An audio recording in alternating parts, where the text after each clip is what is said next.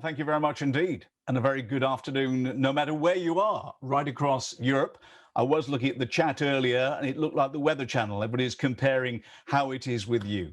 But with us in this space for the next hour or so, the weather is going to be highly sunny. We've got some great speakers coming up. It's my pleasure as well to talk about something interesting that is touching all of us at the moment. And that is how to make an impact on camera. The question is, why do we need to make an impact on camera? Well, basically, we've probably all seen enough ceilings, nostrils, and witness protection to last a lifetime. Would you agree? Ceilings, in other ways, they're looking up from your camera on your laptop or whatever. Or maybe nostrils, someone's getting a little bit too close. We've seen one or two of those. Or witness protection. You know, when the FBI are looking after someone, they always light them from behind so you can't quite see their face. I'm sure you, as I've seen many, many of those over the last few months of lockdown, especially in the UK. And so what I'd like to do today is share some ideas to try and get away from those, to make your impression online the best it can be. Now, the need for good communicators has never been better because we can't stand in front of audiences, we can't stand with people. We have to do it the way we are today, which is connecting through a camera. And I would say I'd go a stage further than that. The need for great communicators has never been more important. And I want everybody with our session today to be a great communicator.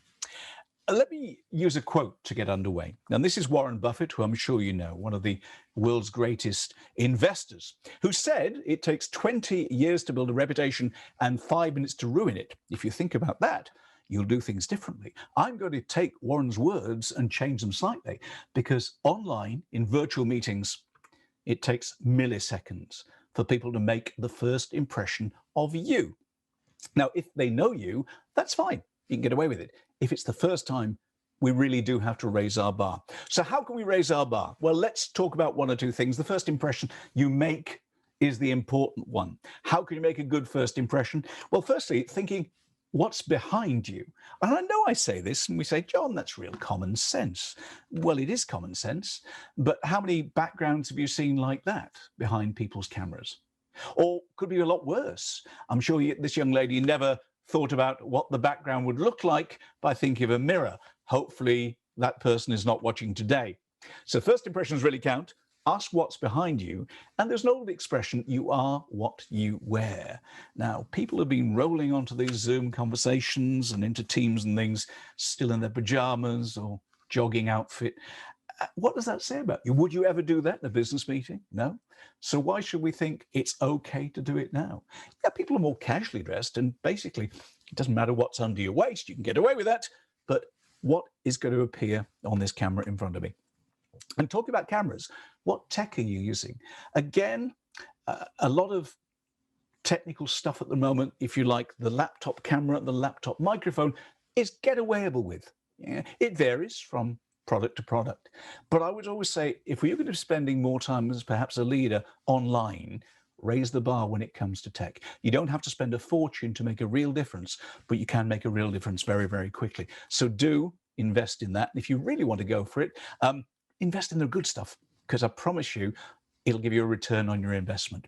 Let's look about working with a camera. Now, staring into a camera for many people is very difficult. I did it for a living, as Jan said, for many years, but for most people, it's a strange thing. So here's a couple of techniques. Firstly, are you talking to me? Imagine if you went on a date and the person on your date looked over there for the entire evening. You'd think something's wrong, wouldn't you? Yeah.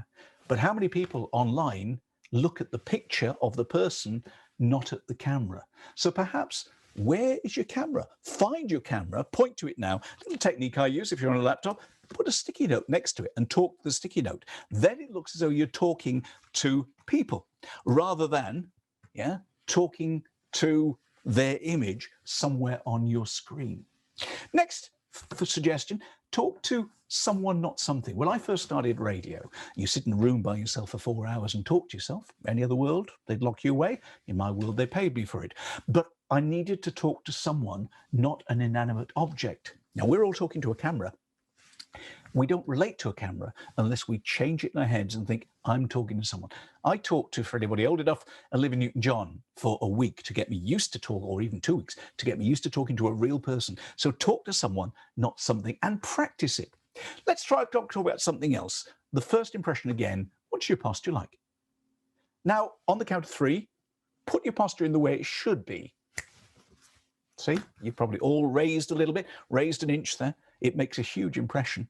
Also find your level. When it comes to the camera, where is the camera? Is it down there? Is it up there? In an ideal world, it should be on the same level as your eyes. Maybe lift your laptop or camera to the height of your eyes. Put some books underneath. Yeah, no one ever knows, but it looks so much better. And then a question I get asked a lot is, what do I do with my hands? And I normally say, how long have you had them? What would you normally do with them? And do that, because that's pretty safe. There is some scientific research to say that if people occasionally see hands in screens, I don't mean all the time, but occasionally, it's far more trustworthy. So maybe think about doing that and relax with it. Little technique I love. I used to read the news. And one of the little techniques that worked really well is the leaning tower piece of technique, the lean in. So rather than stiff back, upright like that, lean in slightly to the camera. And that little, less than an inch, makes all the difference. Try it. Next time you're talking, try it and watch yourself or even record yourself and find out how it works for you. What about using your voice? Now, I've had a voice that I've worked for many, many years in the voiceover world and everything else. Was it always like that? No. I worked at it, and I promise you, and there's a long story we haven't got time to talk about now of a DJ at Radio Luxembourg that taught me to use my voice even more. But the one thing I would say is avoid any monotone, right? Don't just talk like that and pass information. If we said that to you now, you'd probably all turn off. Put some modulation into it. Make it interesting. Make your voice, use your voice as another muscle, and emphasize with volume. Give it some sort of nice drifting, because that always makes a big difference. And always remember, this is a skill set. We're not born with it. We learn it as we go through. It's a skill set that you can get better with. So try it. If you have the right attitude and you have habits with it, yeah, I promise you it works. I made up a word for this, and it's about a tablet. It's called habitude. So if you've got the skill set, the right attitude, and the right habits, I promise you it'll make a big deal of difference. So go for it, try it out, see how you feel about it, and bring in maybe one of those tips and let us know how you went on, because we love to hear about that. It's now my pleasure to introduce our next speaker, who's an innovative leader, keynote speaker, trainer. She's well known for creating and leading many international festivals, events, and organizations. Now, she makes leaders ready and eager to become better to inspire their teams, creating better corporate culture, better communication, and the key thing at the moment, prevents burnout, which there's a danger we could all suffer with at the moment in this lockdown. Now, as you'll see, her methods are fun and creative, unique and universal. So stand by for some fun and perhaps a bit of pure magic, and welcome my colleague, Anu Tahemar.